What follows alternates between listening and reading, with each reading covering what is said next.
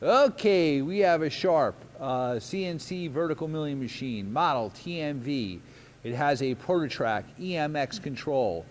The machine was new in 2007. The serial number of the machine is 609-80047. We're going to run it for you. The machine has a 10 by 50 T-slotted table.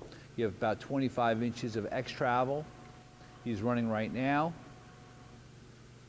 Again, you have a TRAK or Southwest Industries EMX control. So you have servo motors for both your X and your Y axes and ball screws. You can see that's the Y travel. Also sounds very quiet.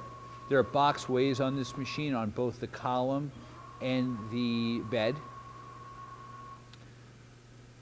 When he moves the quill, it does the math on the control. And also, the machine can also be used as a digital readout.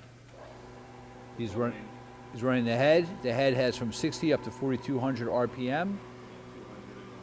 You have 200 in the low range. You also have a torque right air actuated power drawbar. The machine has an R8 spindle. That's 1,600 in the high range. He's going up.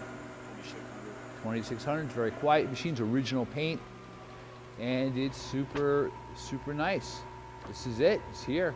Thanks for watching our video.